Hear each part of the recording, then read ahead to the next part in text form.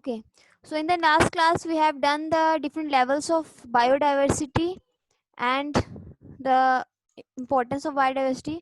So today we will discuss about the different threats to biodiversity, or you can say the causes of extinction of biodiversity. Okay, so इसमें this is a very important topic. जो biodiversity threats है very important topic, बड़े सारे important question जो आपको exam में आते हैं, ऑब्जेक्टिव में भी, शॉर्ट आंसर्स में भी, it can come in the long answers also, लेकिन शॉर्ट में और वेरी शॉर्ट में इससे रिलेटेड बड़े क्वेश्चन आते हैं बायोडाइवर्सिटी से. Okay, specially the threats to biodiversity. Okay, so you can see in the picture threats to biodiversity basically क्या है, जो हैबिटेट डिस्ट्रक्शन है, हैबिटेट फ्रेगमेंटेशन है. So number of reasons are there. So today we will discuss all the reasons. Okay, now just look into the picture. उसने कहा E O Wilson summarises human threats to biodiversity. उसने 5 words में दिया है, 5 alphabets इसके लिए रखे हैं. उसने कहा रिप्रेजेंट करते हैं hippo. Hippo. Okay, so first one is the habitat destruction, invasive species, then pollution, population of human, and over harvesting. Other reasons are also there, but ये जो 5 reasons है उसने दिया, and you can learn it with the help of the word hippo. Okay, so 5 words is there. Now उसने कहा what are the major threats of biodiversity, how biodiversity is threatened by the following. एक हमने पढ़ना कि biodiversity के major threats क्या हैं, and how biodiversity is threatened by the following. इनसे जो थ्रेट्स हैं इनसे बायोडाइवर्सिटी को क्या इफेक्ट होता है. So number of threats are there. Habitat destruction, then introduced and invasive species, then you are having the genetic pollution, over exploitation, hybridization, climate change, diseases, and the human overpopulation. Okay, so today we will discuss all the these factors thoroughly. Okay, are you all listening now? Yes, ma'am. Yes, ma'am. Okay, now so major threats to biodiversity, again this is the same. Now habitat destruction, fragmentation, ये आप देख सकते हो habitat destruction जैसे ये है, बड़ी industries बनी है, बड़ी फैक्ट्रीज बनी है. Then this is the forest fire, this is also the cause. Just wait.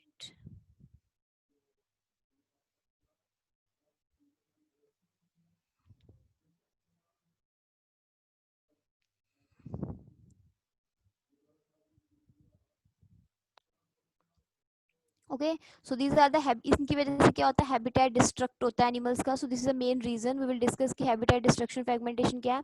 Now habitat destruction, you can see in the picture, I think you all know कि हैबिटेट डिस्ट्रक्शन क्या होता है, लेकिन यहाँ आपने पर्टिकुलर रीजंस पढ़ने की, what are the different reasons for the habitat destruction.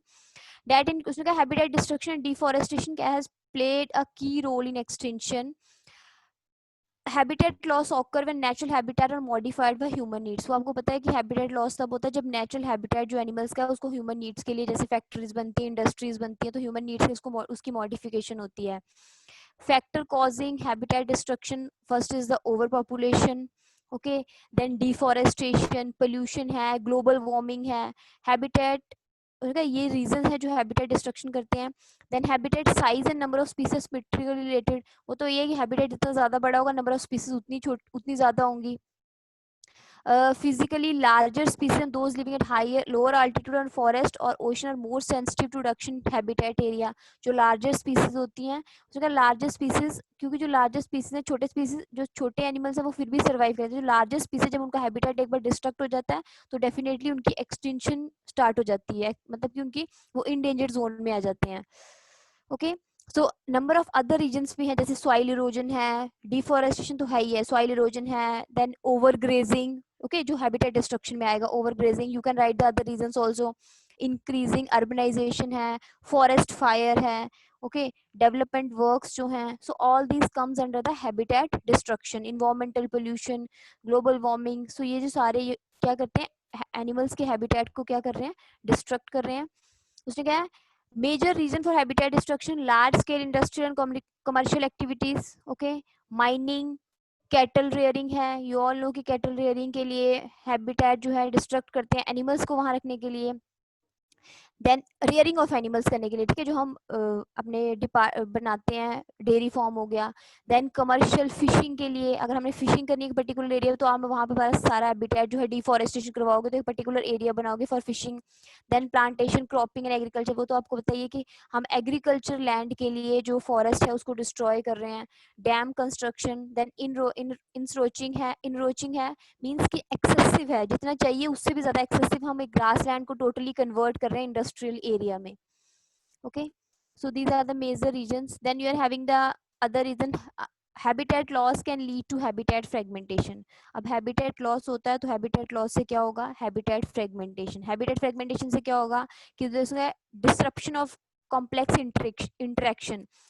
Habitat fragmentation होगी तो एनिमल जो स्पीसीज, एनिमल की जो स्पीसीज उनके बीच में इंटरेक्शन होगी, जैसे आपकी फूड चेन डिस्टर्ब होती है, फूड वेब डिस्टर्ब होती है, क्योंकि habitat fragmentation can lead to complex interaction among species. ठीक है, जो स्पीसीज जो है वो डिस्टर्ब, स्पीसीज के बीच जो इंटरेक्शन है वो इंटरेक्शन डिस्टर्ब हो जाती है। Habitat fragmentation is very critical for large territorial animals. जैसे आपके लार्ज एनिमल्स होते हैं टेरिटोरियल, जैसे एलिफेंट है, बड़े सारे और भी एनिमल्स हैं जो टेरिटोरियल होते हैं, जो एक पूरे रीजन में रहते हैं, जिसको ज़्यादा एरिया चाहिए होता है रहने के लिए, तो अगर वो एनिमल जो है उनके लिए ज़्यादा हैबिटेट फ्रेगमेंटेशन ज़्यादा इफेक्ट करती है। Breeding of these animal occur only there living in a large habitat. ये जो टेरिटोरियल एनिमल्स होते हैं, territorial animals means large animals, तो large animal need large area for their breeding. अब इनका लार्ज एरिया नहीं है, हैबिटेट डिस्ट्रक्ट हो गया, तो definitely they will not breed. Okay, now so this है habitat destruction. I think habitat destruction आपको ऑलरेडी पता है कि क्या होता है, तो you can write number of reasons की जो भी रीजन है हैबिटेट डिस्ट्रक्शन के। Then you are having the invasive species और the introduction of new species. एक एरिया के अंदर न्यू स्पीसीज को इंट्रोड्यूस करना, उसे क्या, invasive species eliminate native species. Already मैंने आपको एक पढ़ाया था, वी हैव डिस्कस्ड द एक्नोरिया। Okay, water hyacinth, water hyacinth जो है वो एक्सोटिक स्पीसीज है, और वो जब एक एरिया बाहर से आई हुई है और वो एक एरिया को पूरा कवर कर लेती है, तो जिससे क्या होता है, जो वहाँ के नेटिव एनिमल्स, नेटिव प्लांट्स है, they will not survive. Okay, so उसने क्या है, native species eliminate species by occupying their niches. ठीक है, by using resources of native species, उनके रिसोर्सेज को यूज करते हैं। नेटिव जो एक्सोटिक स्पीसीज होगा बिल्कुल अच्छे से ग्रो कर जाएगा और उससे कंपटीशन हो जाएगा। By competing with native species, वो नेटिव स्पीसीज से कॉम्पीट करते हैं। Invasion therefore can reduce diversity, तो इन्वेजन से क्या होता है, एक बाहर की स्पीसीज आएगी, वो पूरे एरिया में ग्रो हो जाएगी, वो तो पूरे एरिया में ग्रो कर रही है, उसकी वजह से यहाँ की कितनी स्पीसीज जो है रिड्यूस हो जाएंगी। Okay, number of other reasons are there. नाउ जैसे आपका एक इम्पॉर्टेंट एग्जाम्पल है, वन एग्जाम्पल इज देयर, एक cockroach, I think you all have seen, एक कॉकरोच आपने देखा होगा। Two type of cockroaches are there, एक होता है आपका पेरिप्लेनेटा अमेरिकना, एक है ब्लेटा ओरिएंटलिस। अमेरिकना मीन जो अमेरिकन स्पीसीज है, उसने क्या है, जो अमेरिकन कॉकरोच है is threatening the existence of native oriental cockroach. ठीक है, तो जो बाहर की स्पीसीज, एक्सोटिक स्पीसीज है, वो जब एक एरिया में आ रही है तो वहाँ के सारे रिसोर्सेज को यूज कर रही है, उनसे कॉम्पीट कर रही है नेटिव स्पीसीज के साथ, so then there is a reduction in the diversity of the native species. Okay, number of species हैं जो बाहर से आई हैं, एक्नोरिया, water hyacinth, already you have seen, और भी बड़ी सारी स्पीसीज हैं, just look into these pictures. Now, this is the invasion by exotic species. Okay, examples you have to learn. Just look into this picture carefully. Example क्या है, Peruvian thorny. This is the example, उसने क्या है, Prosopis juliflora in the dry part of northern India में रहता है, where it is replaced native species Acacia nilotica and the spread of the South America flowering bush Lantana americana in the sub Himalayan belt. Okay, so ये जो species है, उसने क्या है, ये जो स्पीसीज पेरोवियन थॉर्नी, ये इसने किसको रिप्लेस किया, अकेशिया। अकेशिया जो हमारे बबूल ट्री होती है, तो that is a very important medicinal plant है, तो उसने कहा कि ये जो एक्सोटिक स्पीसीज है, इसने क्या हुआ है, इससे जो जो हमारी नेटिव स्पीसीज है वो रिप्लेस हो गई है। Okay, then Lantana americana is also a exotic species. Okay, so this is the examples of invasion और इंट्रोडक्शन ऑफ एक्सोटिक स्पीसीज। जब एक्सोटिक स्पीसीज एक एरिया के अंदर एंटर करती हैं तो there is a reduction of the native species. Then you are having the genetic population occur by uncontrolled hybridization. I think you all know what is hybridization. Yes, you all know what is hybridization. Yes, yes Kashish.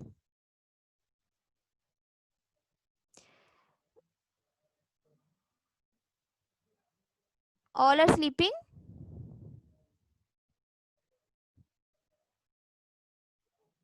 Kashish is here.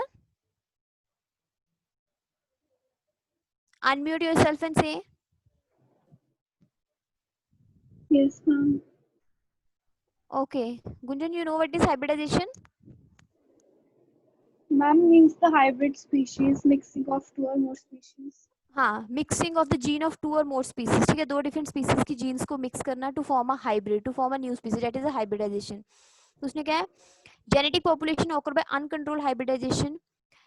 Genetic population से क्या होगा कि जो बाहर की species हैं, जो भी स्पीसीज, अगर आप एक जो जीन्स है दो स्पीसीज के मिक्स करो तो उससे क्या होगा, नई स्पीसीज आती जाएंगी, पुरानी वजह से genetic population is detrimental to rare species that come into contact with more abundant once.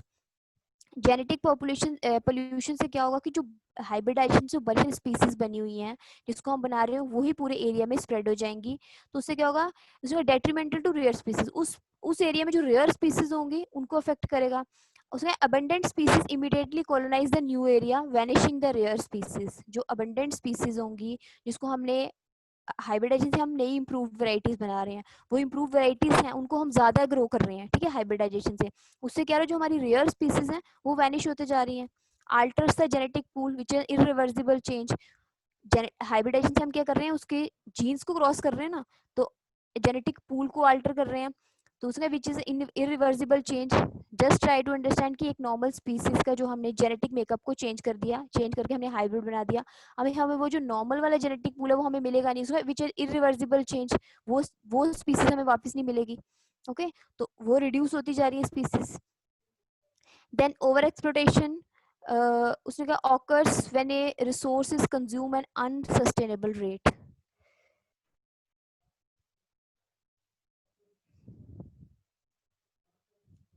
Okay, so उसने कहा yes, voice is audible. Yes, ma'am. Okay, Yes, so ma'am. over exploitation means occur when a resource is consumed at a sustainable rate. ठीक है, I will not explain it more क्योंकि ये आपको already पता है कि ओवर एक्सप्लोटेशन क्या होती है, ये रीजंस क्या हैं. ठीक है, तो just look into these slides are very very important. तो ओवर एक्सप्लोटेशन में क्या, overhunting, you all know कि ओवर हंटिंग होती है. तो क्या, excessive exploitation, overexploitation mean excessive exploitation of species. Species को हमने यूज तो करना है, वो तो हमारी नीड है, बट उसमें excessive exploitation of a species whether a plant और animal reduces size of its population. उससे क्या, उससे एक प्लांट और एनिमल की जो पॉपुलेशन का साइज इतना कम हो जाता है कि वो वल्नरेबल हो जाता है या फिर धीरे धीरे एक्सटिंक्ट होने, उससे क्या, it become vulnerable to extension. Okay, तो यू नो कि overhunting, excessive logging, poor soil conservation in agriculture, these are the overexploitation. ठीक है, ज्यादा हम यूज कर रहे हैं तो सॉइल कंजर्वेशन, सॉइल क्योंकि ज्यादा प्लांट्स को काट दिया, ज्यादा डिफोरेस्टेशन कर दी, ज्यादा यूज कर लिया तो सॉइल कंजर्व नहीं होगी. illegal wildlife trade, illegal wildlife trade is the largest threat to biodiversity in Asia.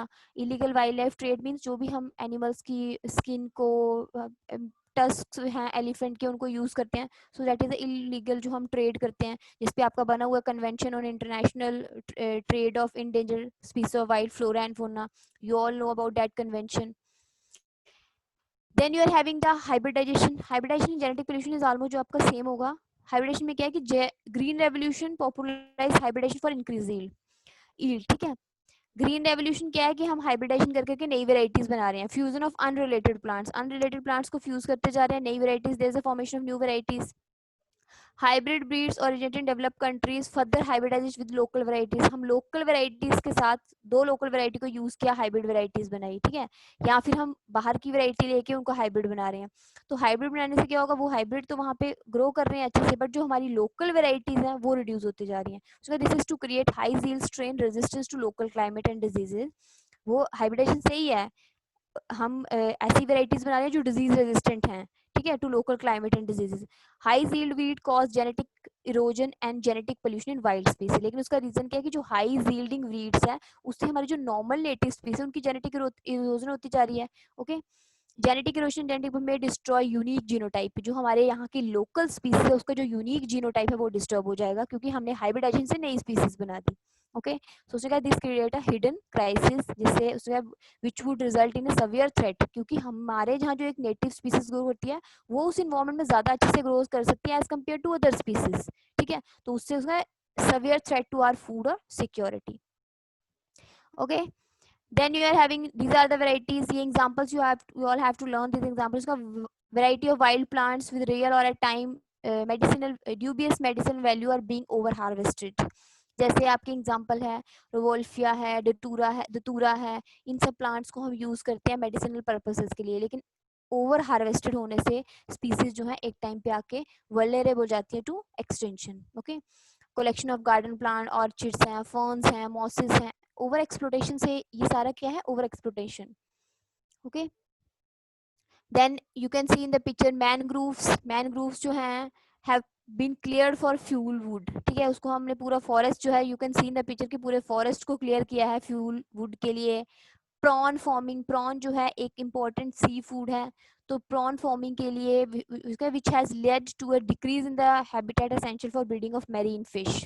Prawn habitat में हमने क्या किया कि जो नॉर्मल फिशेस वहाँ ग्रो करती थी वहाँ पे हमने उनको वहाँ से हटा के हमने वहाँ प्रॉन फॉर्मिंग स्टार्ट कर दी, क्योंकि प्रॉन फॉर्मिंग जो बड़ी एक्सपेंसिव फॉर्मिंग है, ठीक है, तो एक्सपेंसिव फॉर्मिंग है, तो इसकी वजह से क्या हो रहा है कि हमें ज़्यादा बेनिफिट हो रहा है, तो हमने क्या कर दिया, जो मैरीन हमारी नॉर्मल फिशेस वहाँ ग्रो कर रही है हमने वहाँ का हैबिटेट चेंज कर दिया. Okay, so then definitely there's a reduction of species. Okay, then poaching, so the specific threats to certain animals are related to large economic benefit. Economic benefit के लिए you can see in the picture हम उसमें क्या skin and bone from tigers जो हैं उसको use करते हैं उनकी हंटिंग करके. देन आइवरी फ्रॉम एलिफेंट्स, जो चीज़ें बनती हैं एलिफेंट के टस्क से. Then horns from rhinos and perfume from musk deer. All these things जो हैं हम यूज करते हैं, बट ये जो है these things are causing threat to animals. Okay, then you are having the diseases. अब diseases में उसका reduction in habitat causing high population densities encourages spread of diseases, क्योंकि habitat destruction होगा तो population density बढ़ेगी definitely. if अगर habitat जगह कम हो जाएगी, एरिया कम हो जाएगा, हैबिटेट कम हो जाएगा, तो definitely there is a population density. Population ज़्यादा डेंस हो जाएगा तो ज़्यादा डिजीजेज जो है स्प्रेड होंगी. एंड सेकेंडली जो आपकी एक्जॉटिक स्पीसीज होती हैं वो भी अपने साथ बाहर से पैथोजेंस लेके आती हैं, ठीक है. Exotic species also the cause for the diseases.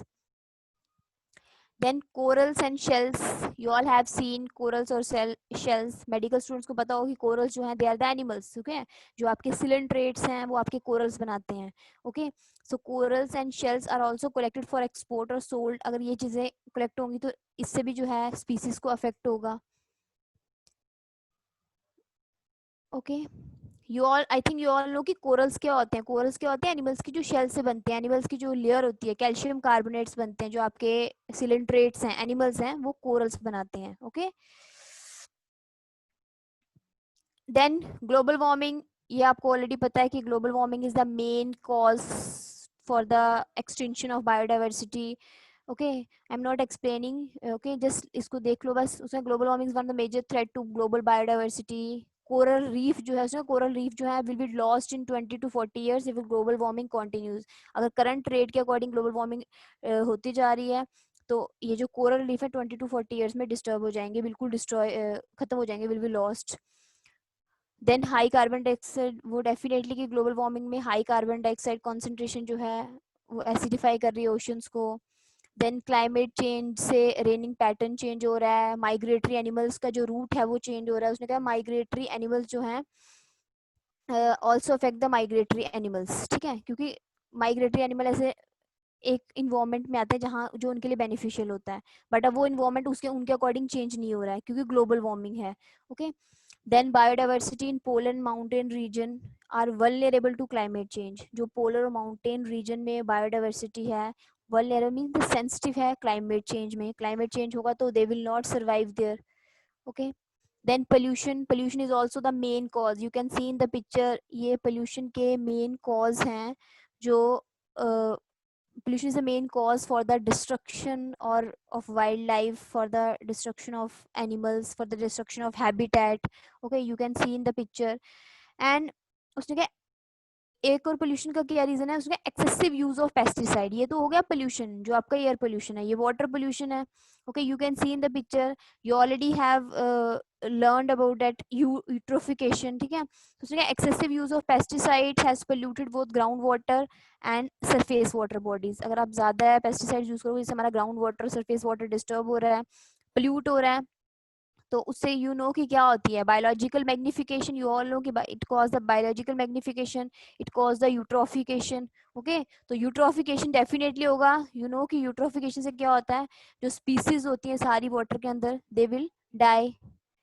Okay, then human over population, ये आपको पता है वर्ल्ड पॉपुलेशन में जुलाई 2015 में 7.3 बिलियन थी। 1950 पॉपुलेशन वाज 2.5 बिलियन हो गई, 2.5 बिलियन थी। Population will reach 9 billion during the 21st century. 9 billion तक पहुंच सकती है ड्यूरिंग द 21st सेंचुरी। और ह्यूमन ओवर पॉपुलेशन जो है, that is also the main cause for the extension of wildlife. क्योंकि ज़्यादा ह्यूमन पॉपुलेशन है, तो definitely they will use the more forest area जो है, उनके हैबिटेट को ज़्यादा यूज़ करेंगे, ज़्यादा इंडस्ट्रीज होंगी।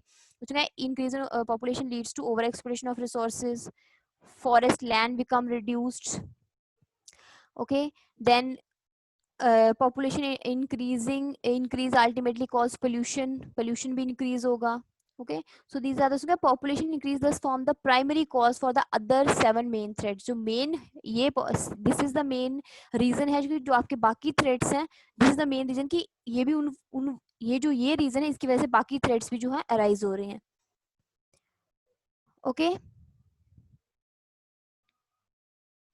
yes, are you all getting? Yes, ma'am.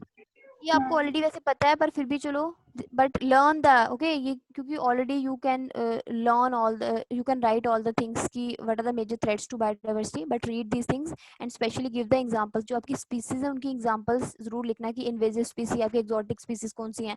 Animals में जैसे कॉकरोच आ गया, प्लांट्स में आपका इग्नोरिया आ गया। So learn the name of this species. okay, so the diseases already you have seen, diseases can eliminate species from earth। okay, diseases natural cause की वजह से हो सकती हैं, एंथ्रोपोलॉजिकल मतलब ह्यूमन एक्टिविटी की वजह से भी हो सकती हैं।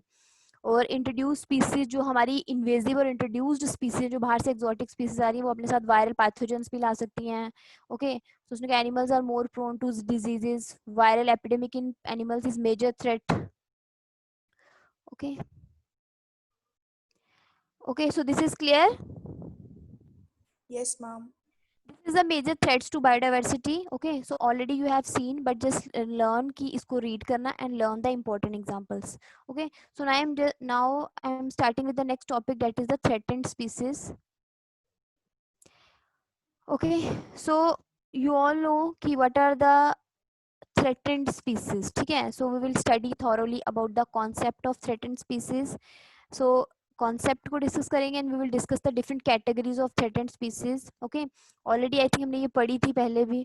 Okay, so just all of you just listen, just look into the picture. Okay, so IUCN जो है, इंटरनेशनल यूज है, international union for conservation of nature and nature resources, उसने जो है 7 और 8 आपकी रेड लिस्ट कैटेगरीज दी हैं। एक्सटिंक्ट है, extinct in the wild, then CR is a critically endangered, then endangered है, देन वल्नरेबल है, देन नॉन इवेल्युएटेड है एंड लीस्ट कंसर्न है। ठीक है, ये आपकी 8 कैटेगरीज दी हैं, बट हम इनको डिस्कस करेंगे। बट जो 3 मोस्ट इंपॉर्टेंट वो क्या है आपकी, इंडेंजर्ड है, वल्नरेबल और रेयर स्पीसीज, जो आपकी 3 मेजर इसमें कैटेगरीज हैं, वो हम थॉरली डिस्कस करेंगे। उनकी हम एग्जांपल्स भी देखेंगे, इंडेंजर्ड स्पीसीज में कौन कौन सी एग्जांपल्स आ रही हैं, रेयर स्पीसीज में which example come under the rare species and which example come under the your vulnerable species. Okay, now उसने कहा है just look into this picture, this is important। okay, you all have to learn the international IUCN, the International Union for Conservation of Nature and Natural Sources। now इसको अब ये भी बोलते हैं WCU। okay, world conservation union. okay, so इसने एक maintain है document, इसने डॉक्यूमेंट मेंटेन किया, that is called as a red list और red data book of taxa that are facing the risk of extension. Okay, तो इसने एक data maintain किया जो भी एनिमल्स फेस कर रहे हैं रिस्क ऑफ एक्सटेंशन का, उनके लिए। So you all can read the picture.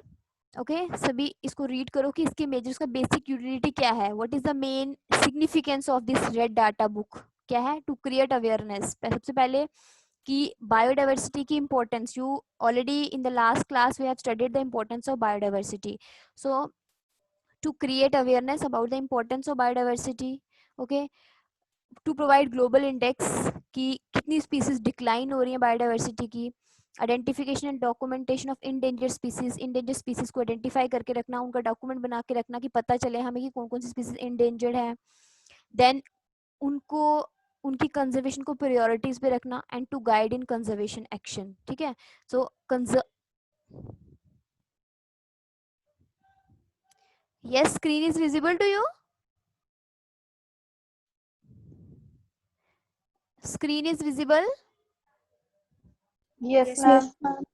Okay ठीक है। अच्छा, ये तीन चीजें IUCN की full form already you know, WCU, now you have to learn world conservation union, and one more thing is there, to provide information about the international agreements जो trade के लिए है, उसने कहा convention on biological diversity, okay, convention on biological diversity CBD, दो इसमें full forms हैं, CBD convention on biological diversity and convention on international trade in endangered species of wild flora and fauna, the CITES. Okay, so ये आपकी main important terms हैं जो आपने learn करनी है। Now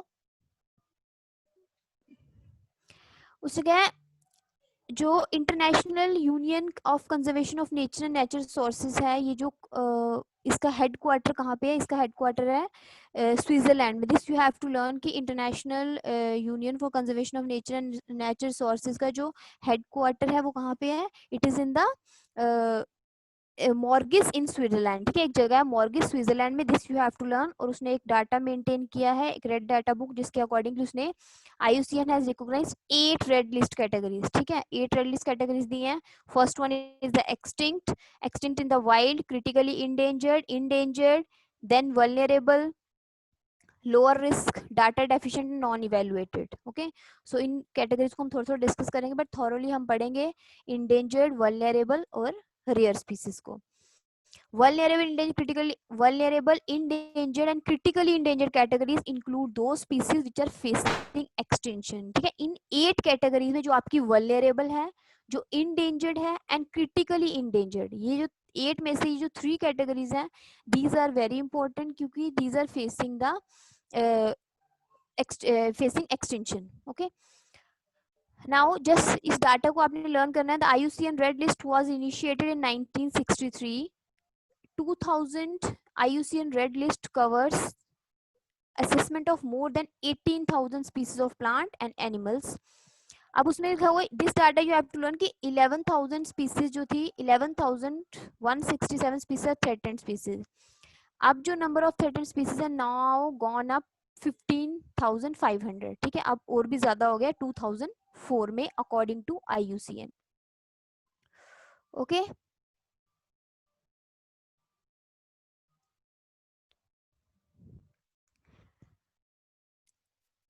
yes, now these are the 8 categories. First one is the extinct. Extinct means all of you just look into the screen and read this. A taxon is considered extinct when its last surviving member die। ठीक है, जब जैसे आपका डोडो है वो extinct animal word है। Then extinct in the wild means जो हमारे पास वाइल्ड में उसका when no individual is recorded in its natural habitat, उसके natural habitat में कोई भी species नहीं है। What are the critically endangered species? A taxon is critically endangered when it is facing extremely high risk of extinction, जिसको ज्यादा risk है extinction का। Then endangered में क्या आता है? A taxon is endangered when its population has decreased, जब उसकी population क्या हो गई है, कम हो गई है, या habitat have been reduced to the level, या फिर उसका habitat जो है वो reduce हो गया है, that pose immediate danger of extinction। So just try to understand कि endangered में क्या है, a taxon is endangered when its population have decreased, जब उसकी population कम हो गई या फिर उसका habitat जो है reduce हो गया, that cause the immediate danger of extinction and they are not likely to survive। ये survive नहीं करेंगे अगर जो causative factor continues, factor threatening their extinction continue, जो factor इसके extinction कर रहे हैं अगर वो continue रहेंगे तो they will not survive। Then vulnerable में क्या होता है कि पॉपुलेशन नॉर्मल होती है। इसमें दो चीजें आती है, एक में ये है कि population have reduced and survival is not assured. इसमें सेकंड कंडीशन ये भी है कि who has normal population normal है but facing risk of extinction throughout the range, लेकिन फिर भी उनको जो कॉजेटिव फैक्टर्स होगा दे मे बी इंडेंजर्ड, ये इंडेंजर्ड बन सकते हैं अगर जो कॉजेटिव फैक्टर कंटिन्यू रहेंगे तो. Then you are having the lower risk. A taxon is considered to belong to lower risk category when it is high. It has little risk of extinction. जब उसको little risk है extinction का and also require little attention to become normal flourishing species, मतलब ज़्यादा importance नहीं है उसकी. Okay. Then you are having the data deficient. A taxon is data deficient when inadequate information is available regarding direct, मतलब उसकी extinction की कोई भी ज़्यादा information नहीं है कि वो extinct हो जाएगा या endangered हो जाएगा. And non-evaluated taxon has not been evaluated for risk of extinction. अभी तक उसकी कोई भी extinction की कोई भी news नहीं है, कोई भी ऐसी evaluation नहीं हुई है कि जिसमें उसकी extinction है. Okay, so these are the 8 important categories of red list categories. Okay, so is this clear? Yes, ma'am. Okay, Yes, ma'am.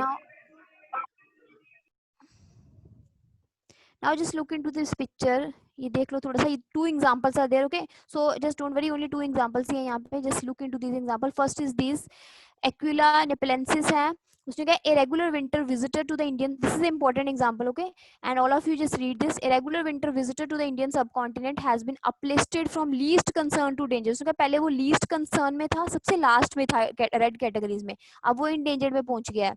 Okay, so just learn the example. उसने कहा rapid population decline with in the European range, उसका rapid population जो है उसका decline हो गई है. The majority of its range lie outside Europe, where it may be exposed to greater threats. उसको ज़्यादा threats से that was previously thought, and has also undergone very rapid recent decline across much of the range. Just look into the next picture. इसको छोड़ दो, look into the next picture. ये देखो 1981 में lower list में था least concern, lower list और least concern is the same. Okay, 1994 में लोअर रिस्क और लीस्ट कंसर्न, 2000 में फिर भी लीस्ट कंसर्न, फिर 2004 तक 8 तक लीस्ट 9 तक लीस्ट कंसर्न रहा, लेकिन 2013 तक आते आते पॉपुलेशन इतनी रैपिडली डिक्लाइन हुई कि 2013 तक आते आते वो इंडेंजर्ड बन गया. Okay, so this is the example. Then okay, ये भी है, ये तो आपकी है bears are killed for the gall bladder. ये उसमें ओवर एक्सपेक्टेशन आ जाएगा कि बियर्स जो है उनको गाल ब्लैडर के लिए यूज करते हैं, क्योंकि गाल ब्लैडर जो है वो बाइल प्रोड्यूस करता है, तो हम बियर्स को सिर्फ उसके गाल ब्लैडर के लिए किल करते हैं. ठीक है, और बाइल जूस जो है वो बड़ी सारी मेडिसिन के लिए यूज होता है. Okay, then one more example is the Nilgiri tragus hylocrius. Nilgiri tahr उसको बोलते हैं. उसने कहा इंडेंजर्ड है. ओके, उसने कहा listed at endangered because its population size is estimated to number fewer than 2500 mature individuals. ठीक है, टोटल इंडिविजुअल कितने थे? 2500 mature individual. There is an observe continued decline, continuously decline हुआ in the number of mature individual, और कितना बन गया? 250. पहले कितने थे? 2500 मैच्योर इंडिविजुअल, और एकदम से जो डिक्लाइन हुई population, the number becomes 250 mature individuals. Now इसका भी देखो, 1965 में लेस रेयर था but believe to be threatened requires. ठीक है, वॉचिंग उसका. देन 1986 में वल्नरेबल, 1988 में वल्नरेबल, और 1996 में और 2000 में ये क्या बन गया? Endangered. Okay, so these are the important examples of your threatened species. Okay, so anything you want to ask, any problem, any doubt, please tell me. Yes everyone.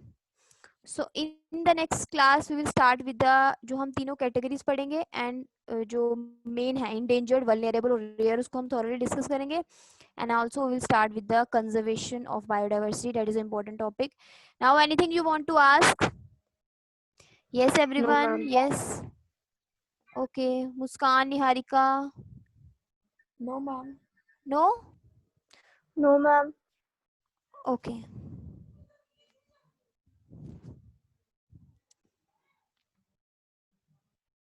Can I end the session? Yes, ma'am. Okay, but just remember कि जो biodiversity topic है, this is a very very important topic. Okay, so read it carefully. If there's a doubt, वैसे इसमें कोई doubt ज़्यादा होते नहीं है क्योंकि easy topic है, but this is very biodiversity में maximum time question exam में आते हैं. Okay? Okay.